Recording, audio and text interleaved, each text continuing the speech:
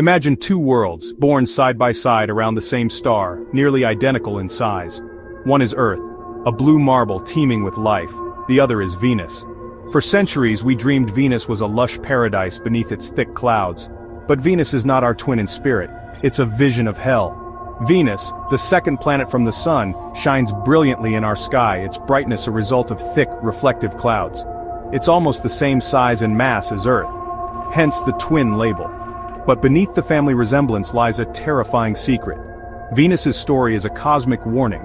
Two similar worlds, two wildly different destinies. Earth became a cradle for life. Venus became a furnace. Its sky glows yellow-orange, its air is poison, and its ground is hot enough to melt lead. Understanding why these siblings diverged is more than curiosity, it's a lesson for us all. Venus is a dark what-if for Earth, a lost chapter in our planet's autobiography. What forces turned a near twin into an inferno? The answer is in its atmosphere, a tale of chemistry gone wrong. Studying Venus forces us to confront the fragile balance that makes life possible. Venus beckons not as a home, but as a stark reminder of the cosmic forces shaping planetary destinies. Its story is a warning, a road we must avoid. Venus's hellish nature is all about its atmosphere, a runaway greenhouse effect. Earth's thin blanket of CO2 keeps us warm. Venus's atmosphere is almost pure carbon dioxide. Sunlight heats the surface, but the CO2 traps the heat, turning Venus into a planetary oven. Surface temperatures reach 465 degrees Celsius hotter than Mercury, despite being farther from the Sun. The heat is relentless, day and night, everywhere on the planet. The pressure is crushing 92 times Earth's, like being a kilometer underwater. The air is toxic and the clouds are made of sulfuric acid, not water. Winds whip the acid clouds at 360 kilometers per h, but the acid rain evaporates before reaching the ground. The atmosphere is so dense it behaves like a supercritical fluid, blurring the line between gas and liquid. The result, a world with a crushing, poisonous, superheated shroud. Venus is a chemical and physical nightmare far more hostile than we ever imagined. No relief, no cool night, no escape from the inferno. The planet's thick, deadly atmosphere is the villain of its story. Venus is the ultimate warning of what happens when a greenhouse effect goes unchecked. Survive the descent, and Venus's surface reveals a volcanic wasteland. Radar mapping shows 80% of Venus is covered in volcanic plains, dotted with thousands of volcanoes. The largest, Mont Mons, towers 8 kilometers high. Unique features, pancake domes and ticks, hint at a crust reshaped by molten rock. No water remains. The rocks are dry, brittle, and baked. The light is dim, filtered through thick clouds, casting a perpetual twilight.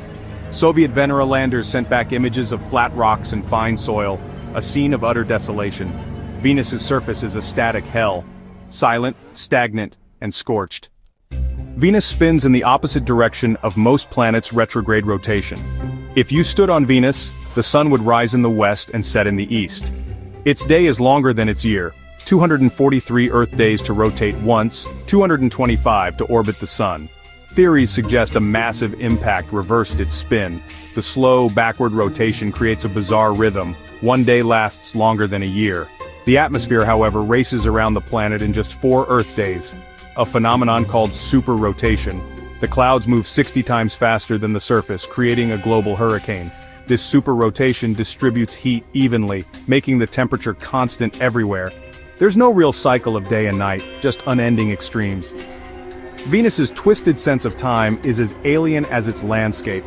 The planet's slow spin and fast winds create a world where time and weather are disconnected. It's a place where the familiar rules of day, night, and seasons simply don't apply. On Venus, even time is hostile. Was Venus once a paradise? Evidence suggests it may have had oceans and blue skies billions of years ago. The high ratio of deuterium to hydrogen hints at vast amounts of lost water. As the sun grew hotter, Venus's water evaporated, fueling a runaway greenhouse effect. Water vapor, a potent greenhouse gas, created a feedback loop. More heat, more evaporation. Eventually the oceans boiled away, and solar radiation split water molecules. Hydrogen escaped to space, oxygen combined with volcanic carbon to form CO2. Sulfur from volcanoes formed the planet's acid clouds. Venus lost its water and its chance for life, becoming a cautionary tale. A small change in distance from the sun led to catastrophic, irreversible consequences. Venus is the ghost of a world that might have been, a silent monument to a lost paradise. Exploring Venus has been a saga of robotic sacrifice. Early Soviet Venera probes failed, crushed or melted by the planet's extremes. Success came with Venera 7 in 1970, the first to land and transmit data, surviving just 23 minutes. Later missions sent back the first images of Venus's surface, rocky, desolate, and alien. Venera 13 survived 127 minutes, sending color images and analyzing rock samples.